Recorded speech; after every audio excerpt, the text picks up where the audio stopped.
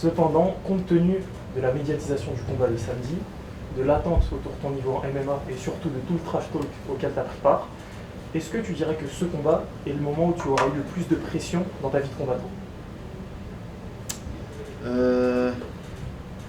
Est-ce que je dirais que ce combat est le moment où j'ai le plus de pression dans ma vie de combattant?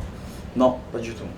C'est loin d'être le moment où j'ai le plus de pression. Là, je pense au combat contre Nick Holzken, quand j'étais dans la chambre d'hôtel et je devais aller à l'arena pour faire face au mec qui était invaincu depuis 10 ans, invaincu au Glory et qui battait tous les mecs du Glory.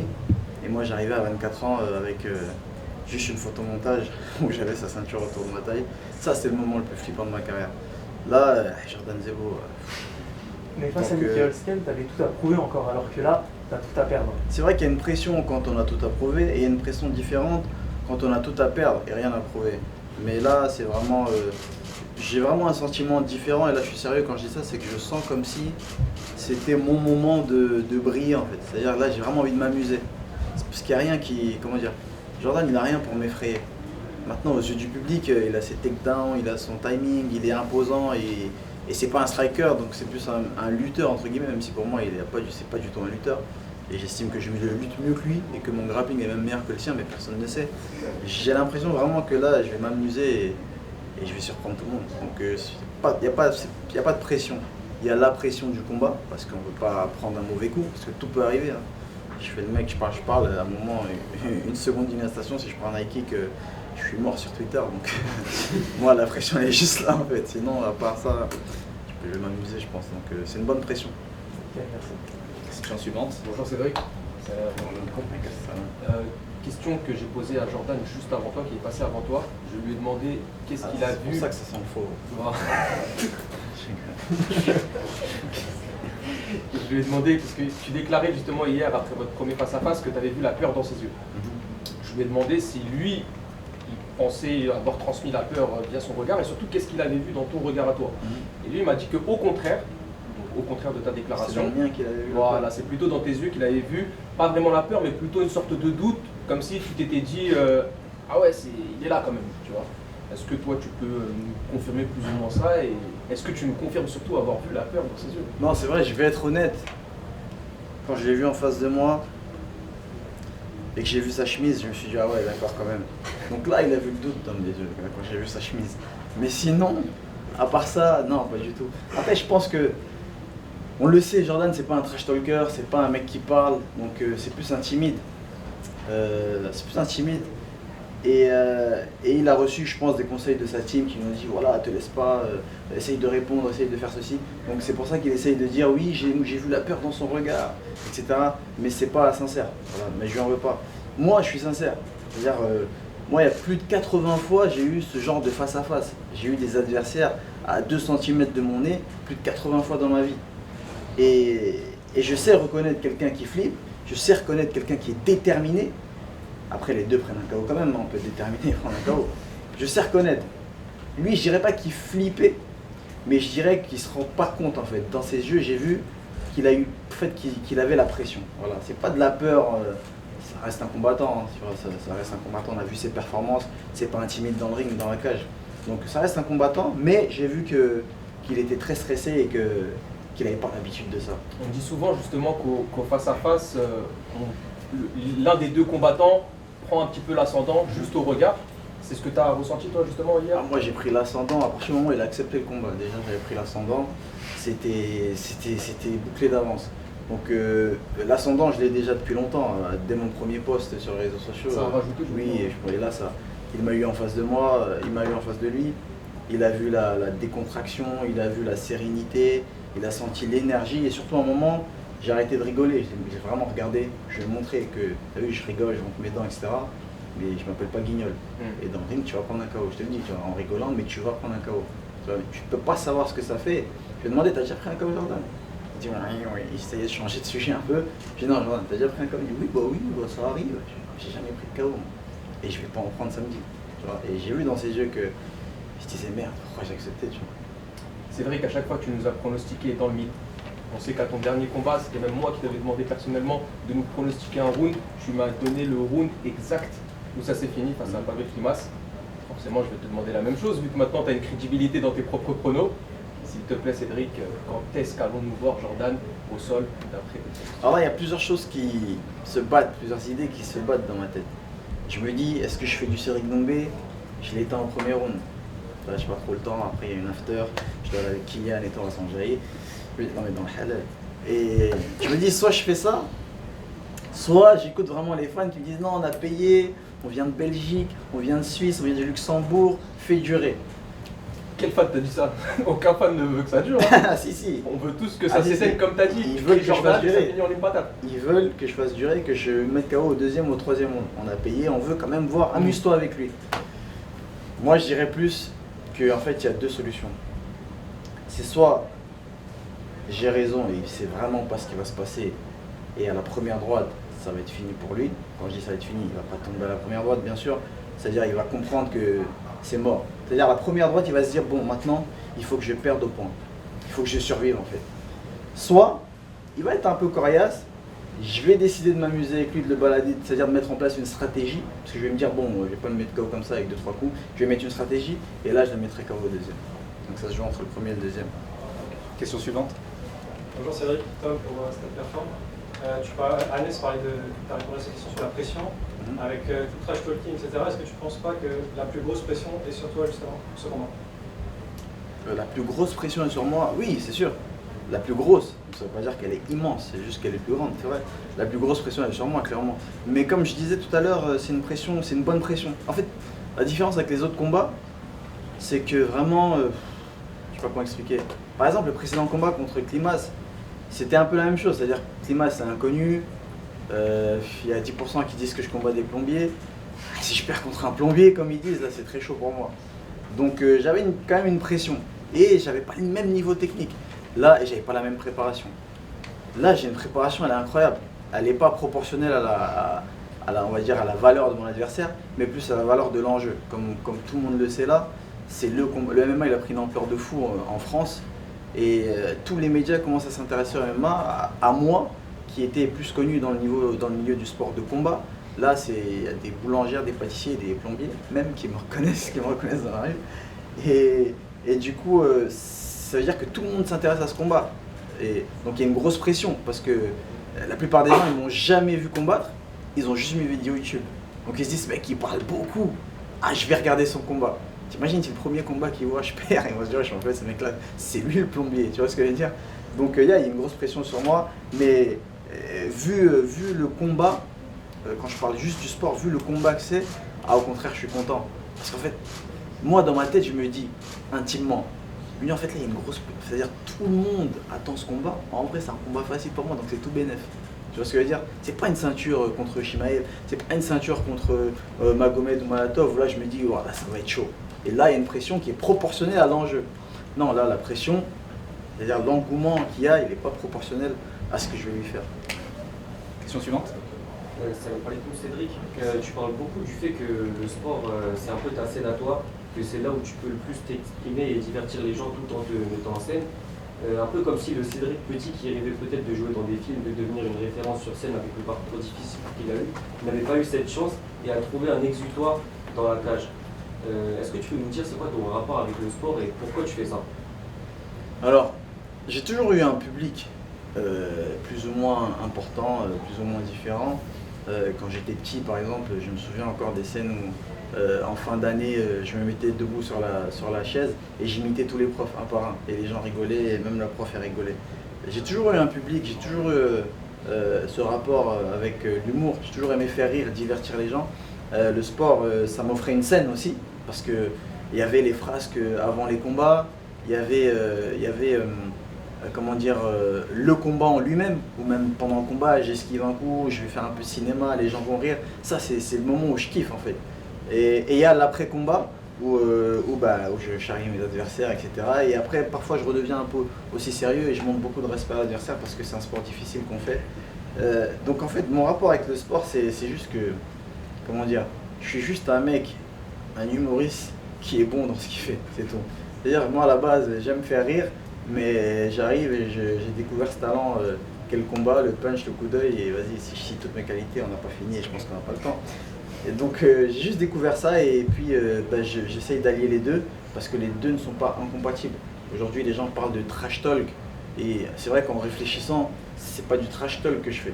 Moi je suis plus là pour divertir. Alors qu'un Conor va faire du trash talk, un Ned Diaz il va faire du trash talk, un John Jones contre DC c'était du trash talk. Les mecs ils s'aimaient pas, ça s'insultait etc. Moi à aucun moment je vais insulter qui que ce soit, ça va rester vraiment musulman. Il y a eu cette fameuse phrase d'une personne que tu apprécies beaucoup, Cyril Gane et Cédric ont commencé le MMA en même temps, regardez où ils se trouvent maintenant.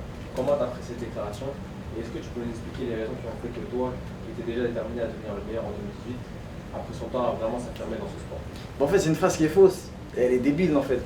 Mais quand on la dit comme ça vite, on se dit ah ouais non, on va juste décortiquer la phrase. Cyril Gane et Cédric ont commencé en même temps. Regardez la carrière de Cyril Gane et regardez la carrière de Cédric Doumbé. Cyril Doumbé 7 fois champion du Glory, 11 fois champion du monde. Cyril Gane, intérim, c'est tout. Donc, là oui, tu vois. Le MMA, oui, mais on peut pas, comment dire, déterminer la carrière de quelqu'un avec un sport, tu vois.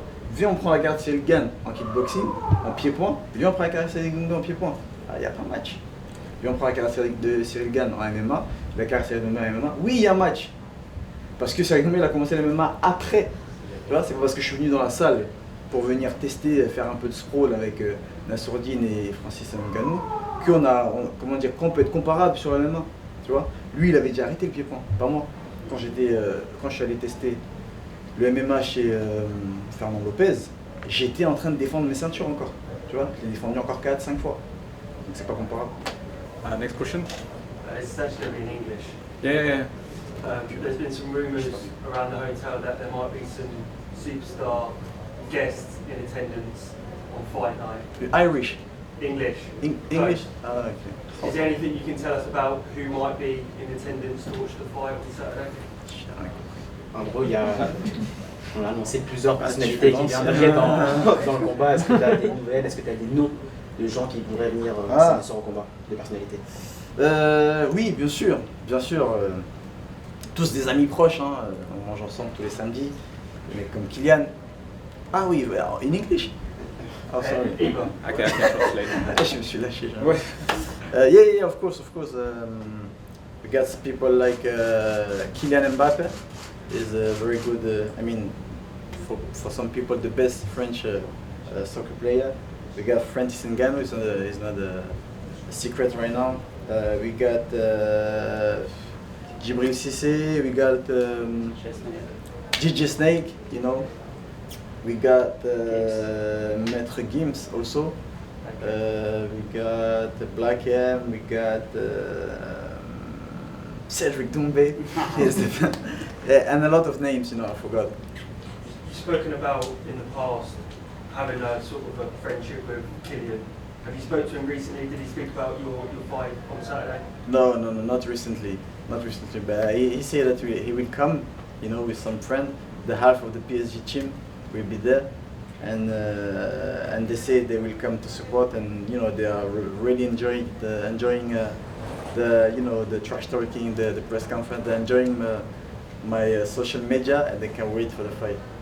Question suivante. C'est vrai qu'il y a toute une partie sur en fait, juste, ça me fascine d'avoir ta réponse. Tu avais parlé chez Joe Rogan du fait que tu étais à moitié autodidacte quand tu es devenu champion de kickboxing. Comment ça se passe? C'est-à-dire que tu battais des vidéos et tu apprenais tout seul ou c'était du flow quand tu combattais? Comment ça s'est passé d'être autodidacte pour devenir champion de Glory? En fait, la partie autodidacte, oui, en fait, qu'est-ce qui s'est passé? C'est-à-dire que quand j'ai commencé au début par le full contact, j'avais un formateur. Il m'a formé, il m'a appris le combat, on va dire. Et puis 1 an après, il a dû arrêter. J'ai dû changer de club. J'arrivais dans ce club, du coup, j'ai continué le full contact. Et puis, on va dire 3 ans après, j'ai dû arrêter aussi. Et puis là, j'ai discuté avec un coach de Muay Thai qui m'a dit si tu veux vraiment cartonner en kickboxing, etc., va en Hollande, tu vois où il y a les meilleurs. Et puis ça trottait dans ma tête d'aller où il y avait les meilleurs. Et puis je me suis dit en vrai, j'ai rien à perdre, je suis jeune. J'ai pris mon sac à dos et je suis allé dans la salle de Mijoro Gym, là où il y avait André Manard. Et puis pareil, je pense, j'ai fait 2 ans comme ça où j'ai vraiment découvert le vrai kickboxing. C'est-à-dire, c'est là que je me suis rendu compte qu'en fait, j'avais rien appris en kickboxing. J'ai découvert comment mettre un low kick, j'ai découvert le cutting, j'ai découvert plein de choses en fait, le côté dur du kickboxing. J'ai commencé à boxer à l'étranger, en Chine, en Australie, j'ai commencé à voyager. Puis je me suis séparé d'André quand j'ai fait la rencontre de Samir en Belgique. Et en fait, pourquoi j'ai autodidacte? Parce qu'en fait, on voit bien, à chaque fois je reste 1 an, 2 ans avec un coach, je prends de son savoir et puis j'agrémente son savoir au mien. Et là je me fais mon propre style. C'est-à-dire que j'ai toujours été seul et aujourd'hui avec l'expérience que j'ai, quand je repense par exemple au cutting d'avant, je me dis en fait j'étais fou, je faisais n'importe quoi. Parfois à un moment je me rappelle pendant une semaine je buvais que des jus de légumes et j'allais courir tous les jours et j'arrivais au poids et je gagne KO au premier round. Et je me dis mais en fait si tu avais fait 3 rounds ou 5 rounds t'aurais été mort. Et c'est là où je me dis en fait j'ai tout appris tout seul, j'ai tout fait tout seul.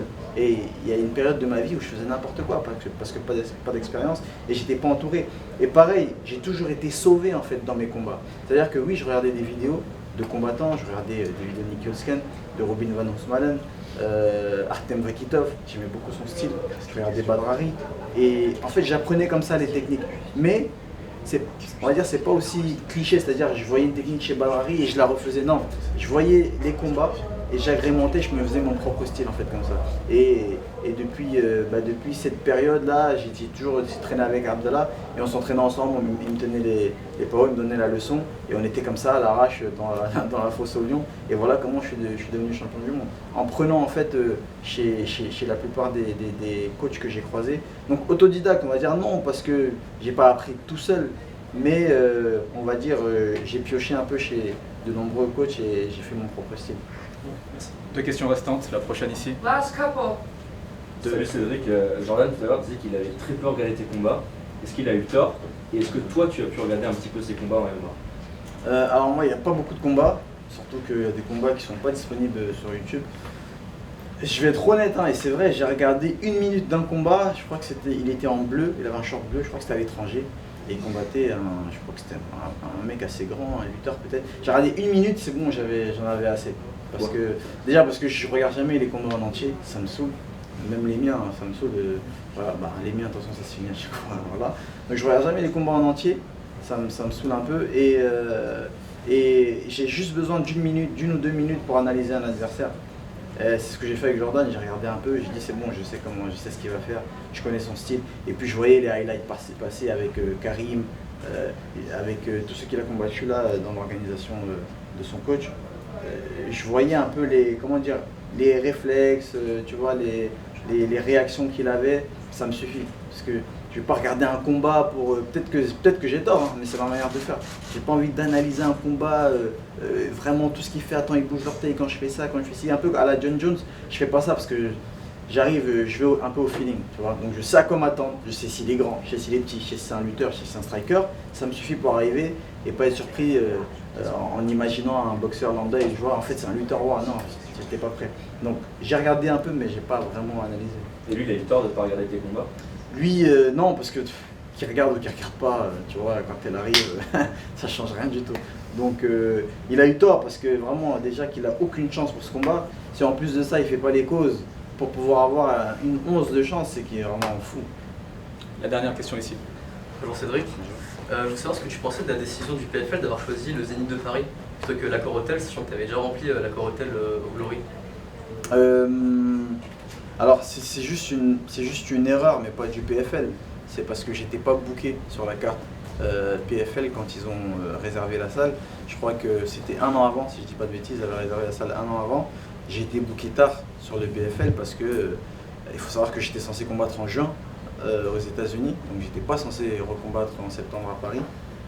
Et du coup, quand ça a été booké, étant donné la frustration que les gens avaient de ne pas avoir vu combattre en juin, plus le fait que je combatte à Paris, sold out en 48 heures. Donc c'est pas une mauvaise décision du PFL, c'est juste que c'est la faute à pas de chance. C'était une petite salle, c'est vrai qu'on est un peu dégoûté parce qu'on se dit je suis un peu jaloux des autres Français qui ont combattu à Bercy parce que j'aurais aimé être le combattant qui remplit Bercy.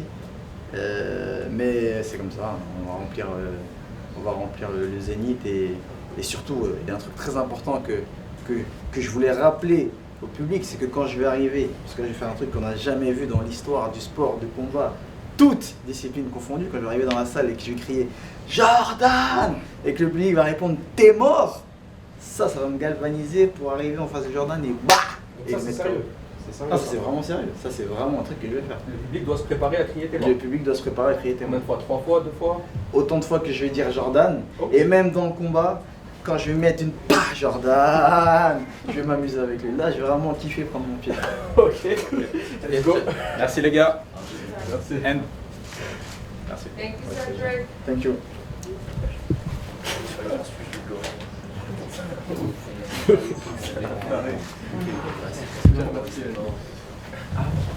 Merci, au revoir. Au revoir. Merci. Au revoir.